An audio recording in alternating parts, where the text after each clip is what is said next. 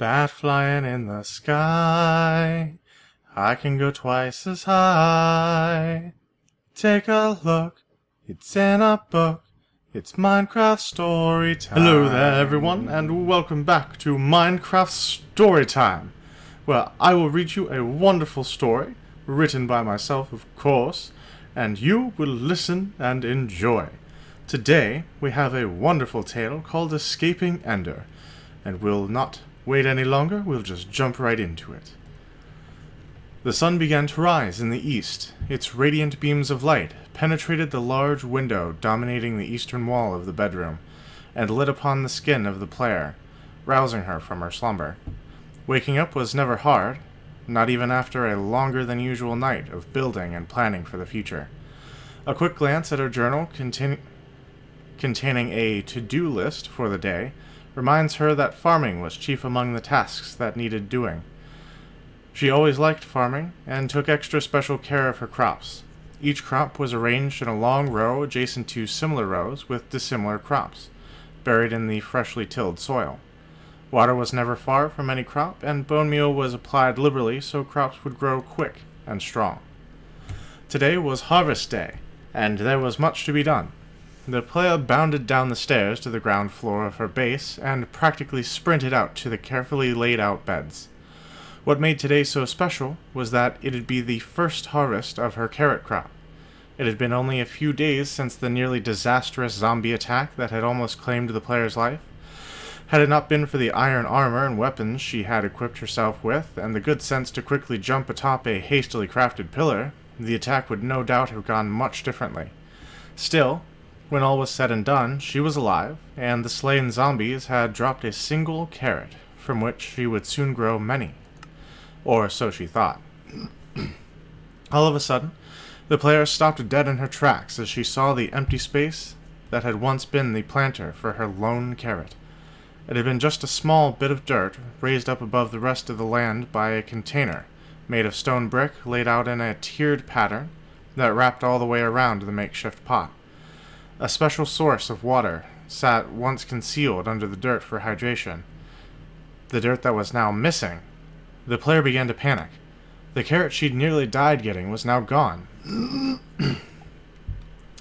She began frantically searching for it amongst the other crops, questioning herself as she went. Did I plant it somewhere else? What if I left it in a chest somewhere? Carrots don't just vanish! Then, without warning, came a rush of wind and a trail of purple glowing particles, followed by a slight pop, and the deep guttural vocalizations of an enderman. How did you get in here? She asked, more to herself than the dark entity looming in front of her. Suddenly a terrible realization dawned on her. Did I leave the door open last night?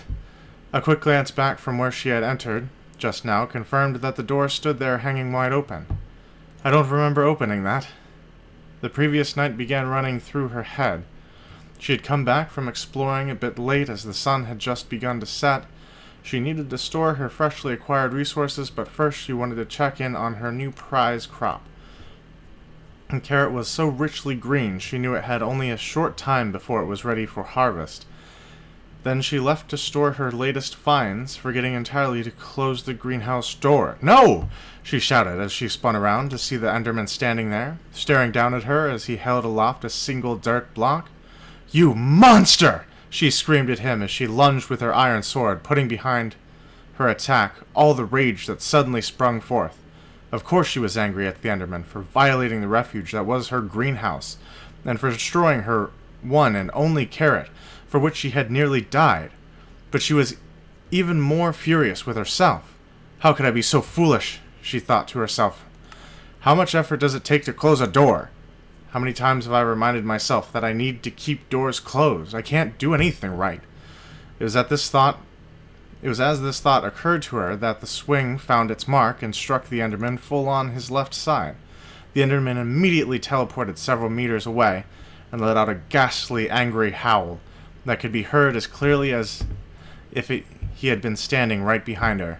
Still clinging to the block of dirt, the enderman stared back at the player with its cold purple eyes, and then, without warning, it teleported away and out of sight. Overwhelmed by this whole experience, the player hung her head and trudged back into her home to write in her journal and mourn the great loss that had befallen her. It wasn't just about losing a carrot. The player knew she could get another carrot eventually. It was the knowledge that her best efforts to protect herself and her home weren't good enough. She felt like a failure. If I can't even protect a carrot, she thought, how am I supposed to protect a whole village of people? How am I supposed to protect myself?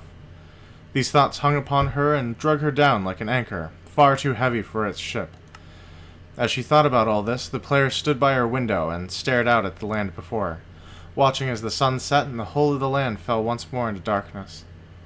The next several days passed, one after another, spent toiling in the mines, all sense of time lost to the persistent glow of the many torches strategically placed along the walls. Even with several loads of resources gathered, the feeling of hopelessness did not go away. Still, she kept on digging, deeper, deeper into the depths of the world.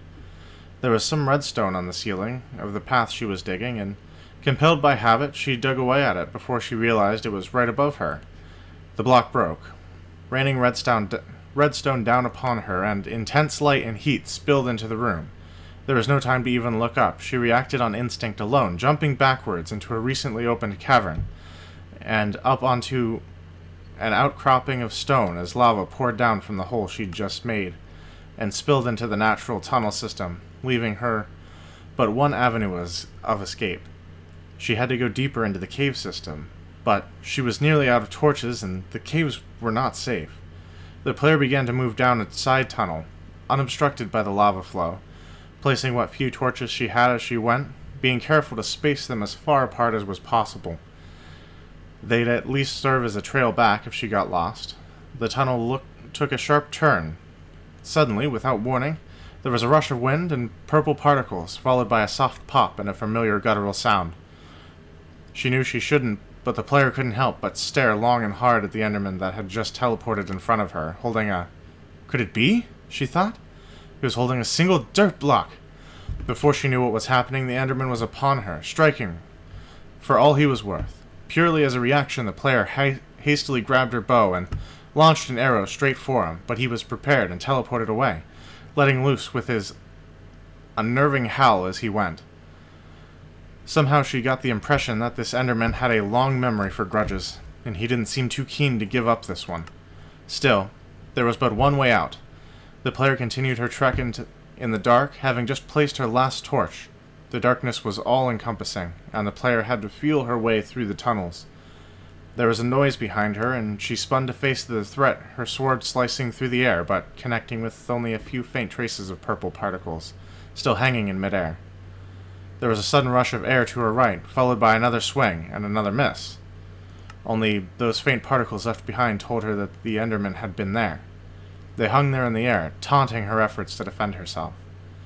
Suddenly she was hit hard from behind, knocking her off balance and causing her to fall down into an underground ravine she hadn't known was there. As she fell, the moment seemed to stretch into eternity, leaving her to seemingly hang there like a bit of paper caught in a breeze and frozen in time. She knew that this was surely the end, that the enderman had finally bested her, that she had failed. The player accepted this and embraced the idea that very soon this nightmare would be over.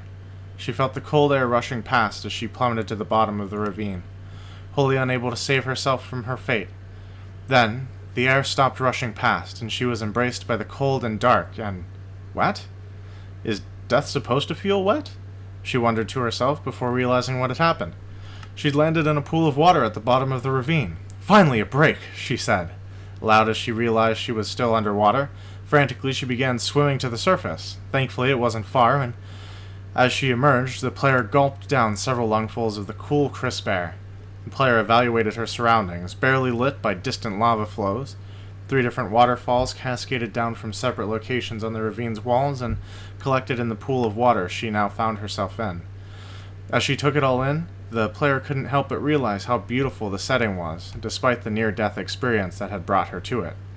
So relieved was she that the thoughts of the enderman's attack and his inevitable return were completely pushed from the player's mind, for the briefest of moments. And then the beauty of the scene was ruthlessly crushed by the wave of overwhelming fear and worry. Doubts about her ability to survive and find her way out of this mess leapt into the forefront of her mind, pushing all thoughts of escape of hope aside, burying them deeper than she knew how to reach. So violently did the torrent of hopelessness flow that she couldn't stop her knees from giving way under her, dropping her ingloriously to the ground, where she instinctively began to curl into a ball and sob. "I'm going to die here," she said aloud. The sound of her own voice saying these words rang in her ears like a dull bell, droning out the world, but something broke through this barrier and yanked her out from the mental shelter she'd created within. A guttural chortle that was unmistakably enderman. In an instant, all her sorrow turned to anger. Her doubts burned in the fires of a newly stoked rage she had never known was there. The player jumped to her feet and looked for the source of the noises. There he was, dirt block in hand, skirting the edge of the pool of water the player had landed in, and now found herself at the center of on a small outcropping of stone. There was no timidity about the player now. She stared directly into the enderman's eyes, hers boring into the entity's very soul, challenging him to attack. There was the eerie howl, echoing off the walls and sounding as though the very stones themselves were screaming with the enderman. Then a rush of air and purple particles, followed by a soft pop. But the player was gone. Nowhere to be seen, in fact. As the enderman turned about, looking for the player, a few small bubbles began to form in the water that had not been there before. Then a splash as the player leapt out of the pool and slashed the enderman across the chest, knocking him back into the nearest waterfall. The enderman let out a tone of pain and distress as it teleported back to the edge of the pool, staring daggers at the player now perched wet and defiant on the stone outcropping. "I will fear you no longer, enderman," the player screamed at the entity, holding her sword aloft and pointing the tip directly at him. "I am stronger than you. I can defeat you," she continued. "When this day is over, I will stand over your corpse and hold your pearl in my hand as a trophy," she shouted her monologue, reaching a crescendo. "Today I become what you fear. Today I become your nightmare." And as she screamed this final word, the player leapt forth from the outcropping straight at the enderman and brought her sword down as hard as she could, dead center on his skull. With a final cry of mixed terror and pain, the enderman fell. The player collected the entity's pearl, and as she stared at it, she whispered, "I will survive." Okay, ladies and gentlemen, that was Escaping Ender. Hopefully you've enjoyed this story. If you did, please leave a like on the video, and of course, if you are not subscribed to the channel yet and you would like to get more of this great content and updates when that comes out and such, be sure to subscribe. And tell your friends and your parents and your teachers and everyone. Just tell everyone. So, thanks for watching, guys, and as always, I will talk at you later.